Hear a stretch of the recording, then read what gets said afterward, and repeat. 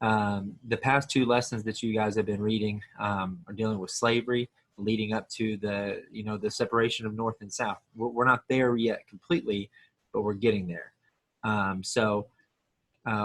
What is it in American history that led to us fighting one another? Was it just the issue of slavery? Why did people feel so strongly for or against it?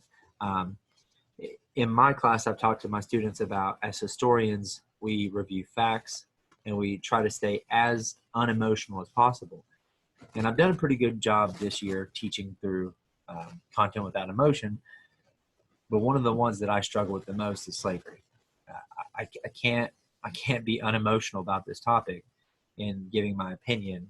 I will stick to facts, but I also struggle without presenting my opinion on it as well. I don't see a point to ever feel like you can own another human being. And then in addition to that, treat them as harshly as some of them were treated.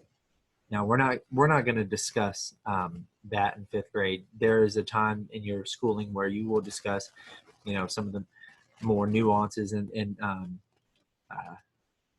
slavery in depth, and that Underground Railroad in depth. And you're more than welcome to read on your own if your parents so choose. But again, that's not where our curriculum's taken.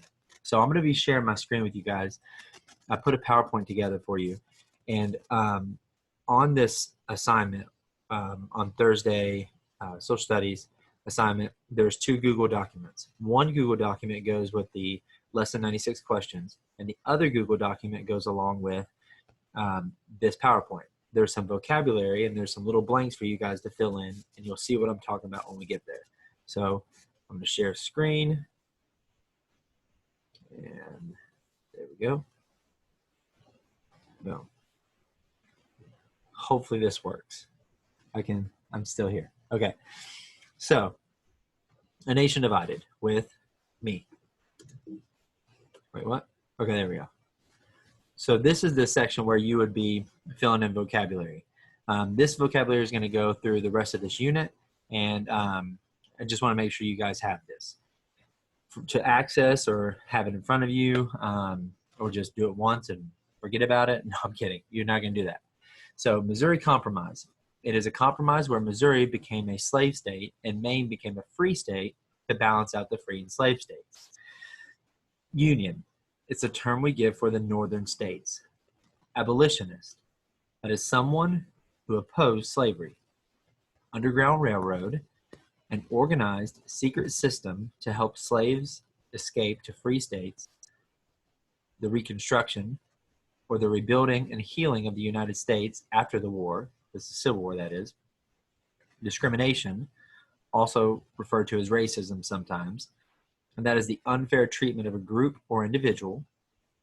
Fugitive is a person who has escaped and is avoid being caught.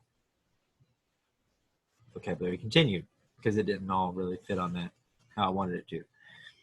Fugitive slave law is a law passed by Congress in 1850 saying that slaves that escaped had to be returned to the owners. The Confederacy is the southern states, and secede is one of those fancy historical terms for to break away. Okay? So, that's your vocabulary. There's a train. You hear the train? I wonder if you, a lot of times I worry about you all being able to hear this background noise, but that train is super duper loud. Anyways, I feel like he's messing with me. Like, I feel like he's like, I know that guy's recording video right now. I'm gonna wait till he pauses and gets ready to talk and blow my horn.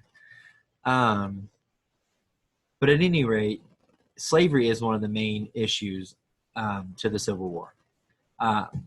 But there's also a big economic breakdown in the North and the South, and tensions associated with that. I mean, we talk in social studies all the time about if you mess with someone's money, you mess with their livelihood, you gear up emotions. The Revolutionary War, King George got mad. because we owed him. He was in debt with us, and we didn't want to pay it back through taxes. And boom, you know, the War of 1812. Britain was messing with our trade economy and our merchants. You messing with our money, and then we're like, hey, you know, get off of our wallet here, okay? It's our bank account. Here we are again, economy of the North.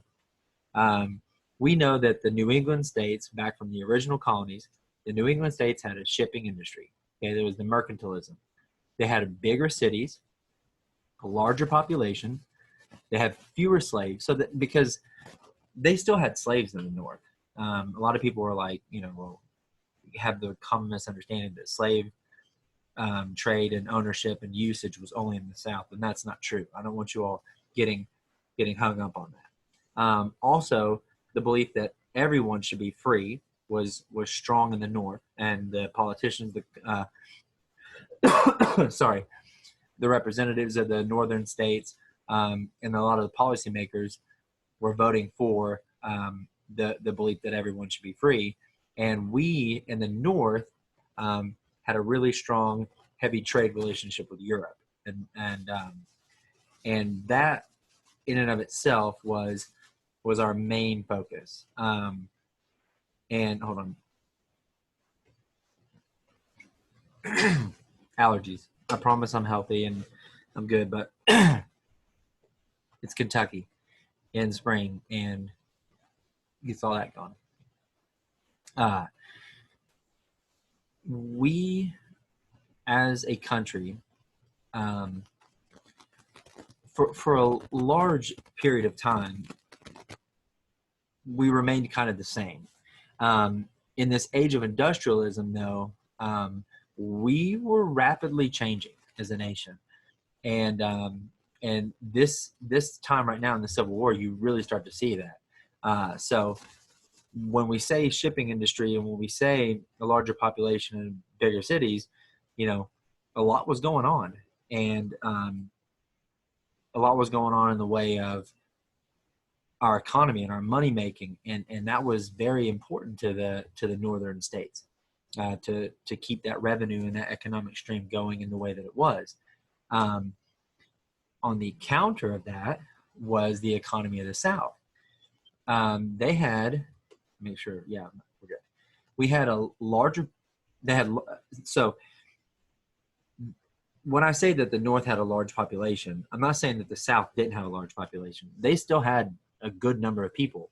And they had some big cities, but they were mainly rural dwellings.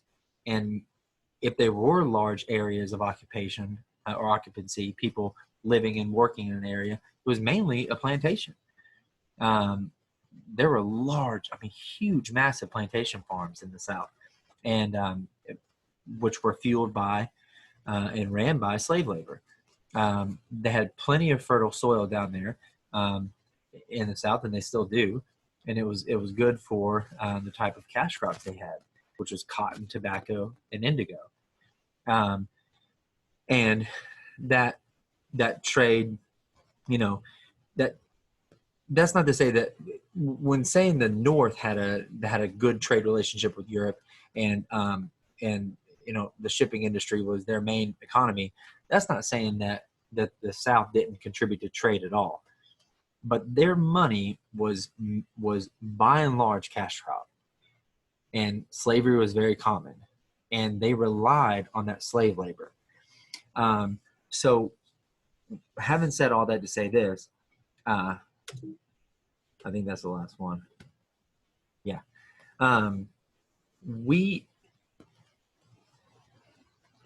Thanks for watching. Have fun and learn something new. Yeah. I like that little thing I've been saying, because it's important to have fun in the midst of this.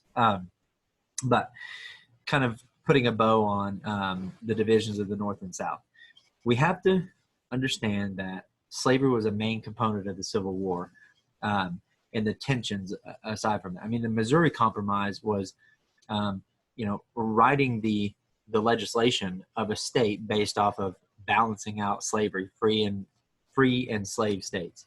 What that means is states where slavery was legal and states where slavery was illegal.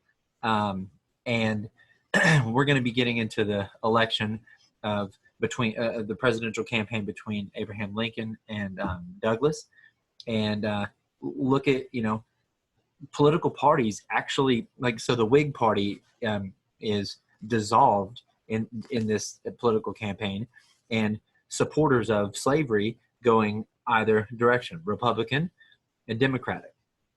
I mean, you had very strong beliefs against this that had people, doing crazy things. So it's not to say that slavery wasn't the main cause of the Civil War, because I'm not gonna. I don't want to put that in highlighter. I want to say that slavery was a major cause. It wasn't the only cause. The the economic tensions was a cause, and we're going to explore the other causes to have a big picture of why America began to fight one another.